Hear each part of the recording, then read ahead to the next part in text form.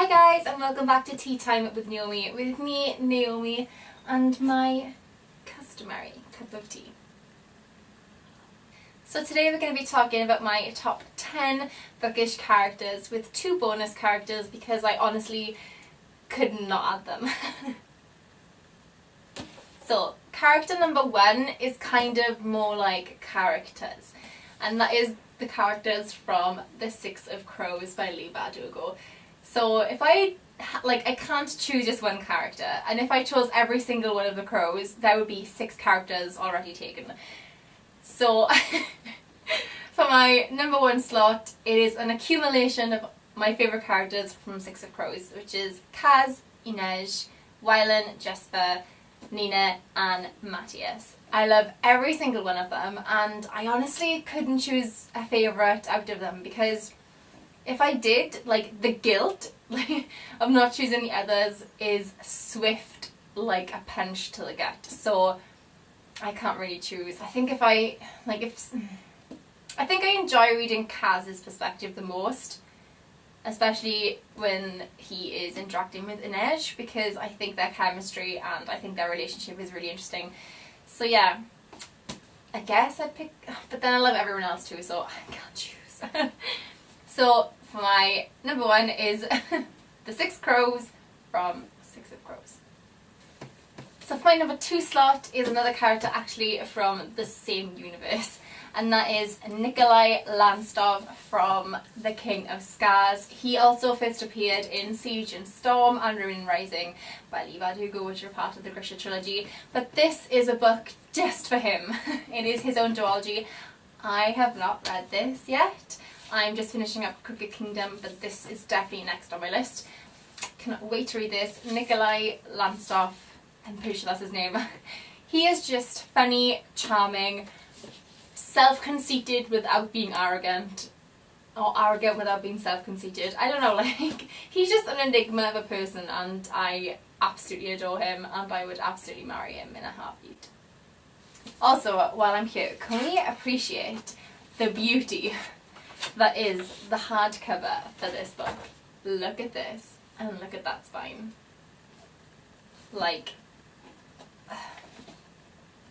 True love is going to be this book. I just know it. Okay, and my next 2 favourite characters are from The Cruel Prince, and that is from the Folk of Air trilogy. So I love every character the Holly Black writes, beside Taryn. Great character development. She's a great character as far as writing is concerned, but as a person she is literally the worst. So from this book, my favourites are Jude, which is no surprise. Jude is sassy, she's tough, she is flawed, and I love that about her. And my second favourite is going to be a surprise to most people. It is not Cardan, although now that I've formed my list, I'm like, I do really love Cardan. But no. My number 4 slot actually goes to Madoc. So Madoc is Jude's father. He's the father who murdered her real father. It's a whole thing.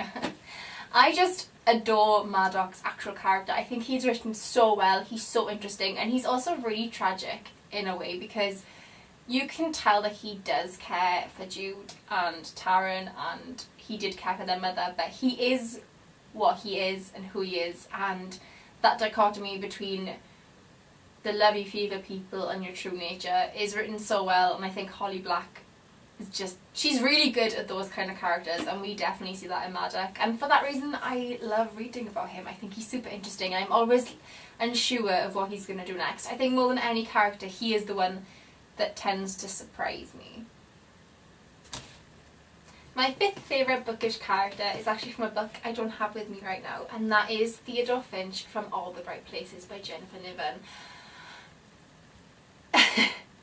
This book broke my heart. It took me a full year to read because of the content and the topic, which is quite close to me personally, and I found it very difficult to read. It took me a year to read the book, but I'm so glad I did. Don't know if I'll read it again, simply because it was very difficult for me to read. But I think I would definitely read passages from that book again because I just adored both the characters. But ultimately I fell in love with Theodore Finch. I fell in love with Finch. He is such an interesting character. His depression is depicted in such an interesting way, which was very different, well, which is very different from my own form of depression. So reading his story was kind of like looking at a different version of myself. He is a potential version of me, I guess. I think that's how I feel, you know. My depression could have easily been how his depression is, and that is, for me, really interesting.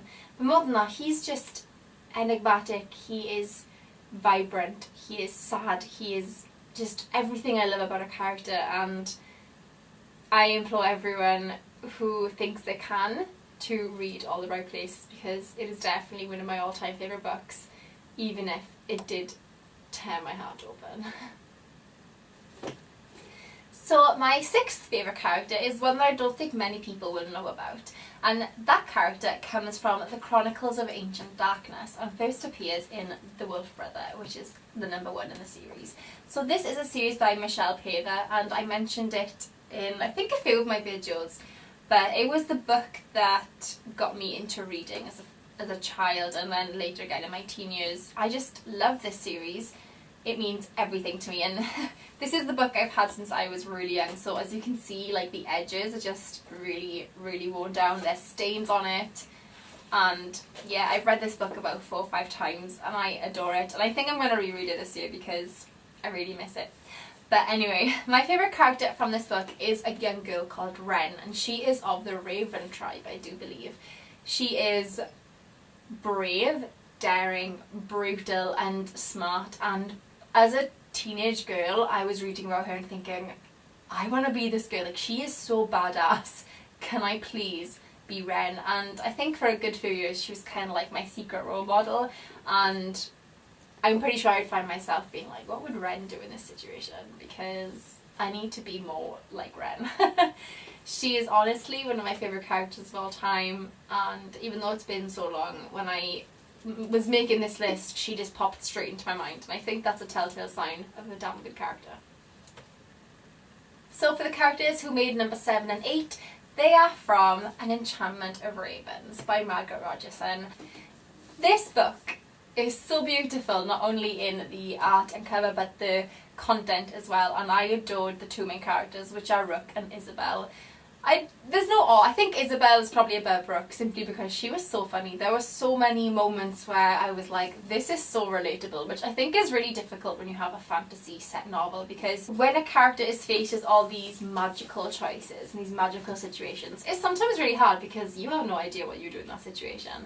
But there were moments in this book, for example, when Isabel is on this long journey and she's like, I need to go to the bathroom, and she just has to squat down in the forest, and that made me laugh so hard, because when I read these books I'm thinking, don't these people ever shower? Like, do they not go to the bathroom? Like, do they not do any human functions? And so when that happened in the book I was like, yes, this girl gets it.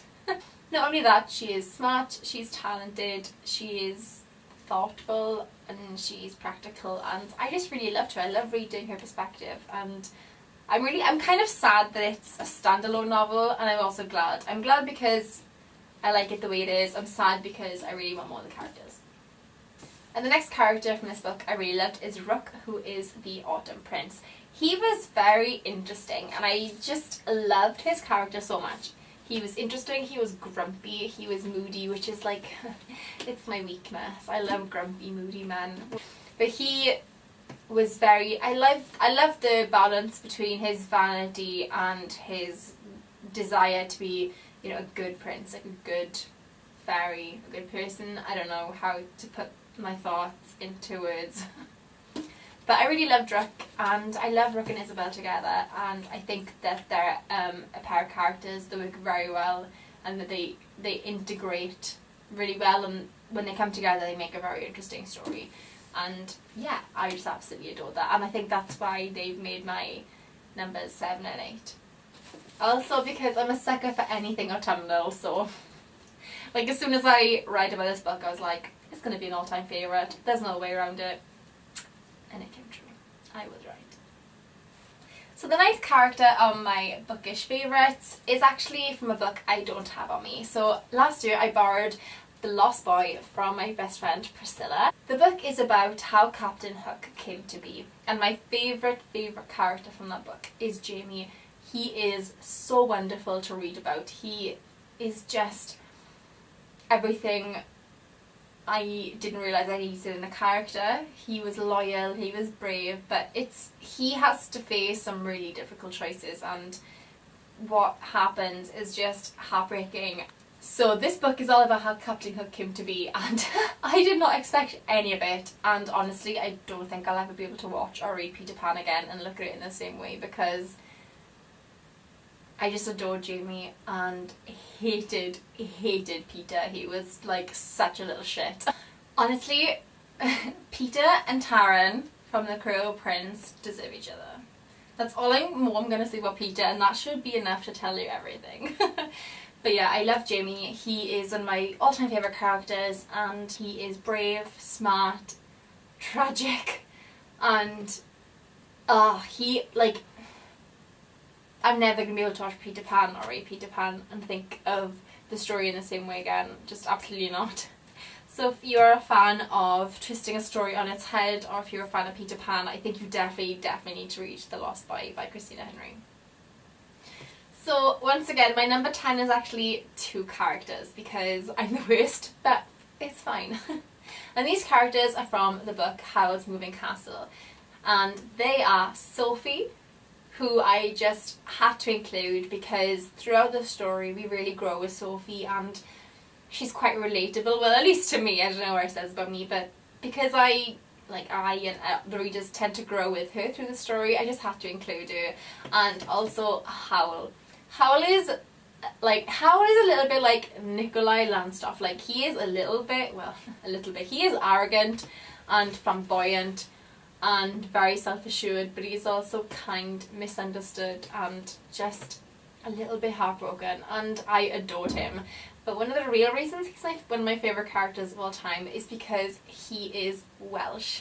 Now, we don't really see this in the movie other than the name Jenkins appearing above his store, but in the books he is actually Welsh. His real name is Howell Jenkins. My last name is Jenkins, so I'm like, yay. And actually Markle, his assistant, his last name is Fisher. My mother's maiden name is Fisher, so I'm like, I'm related to everyone in these books. But in the books, Howl goes back to Wales and he speaks Welsh like I do, and he wears a Welsh rugby jersey, and Calcifer even sings a song called Sosban Fach, which is it's kind of like a very Welsh song, and I've sang it since I was a child, and it was really special for me because Wales isn't really represented in a lot of media, and that really makes me sad because we actually we have our own fairy tales called the Mabinogion. It's like a huge book. We have loads of folklore and it's never really drawn upon, and that makes me really sad. Ooh, but saying that, the other day in the Crooked Kingdom we find out what Jesper's middle name is. If you don't want to know, skip here. If you do want to know, his middle name is Llywelyn, and Llywelyn is actually a Welsh name. And I always kind of guessed the Cael was based on maybe like the Celtic country, so what, Wales, Scotland, Ireland, but now it is confirmed, and I'm like, Jesper's half Welsh. And I'm just going to take it and run with it because that makes me so happy. And now we're on to my bonus characters, and they are Pantalaimon from The Golden Compass, or Northern Lights, depending on which edition you've read or seen, and Algernon from The Importance of Being Earnest.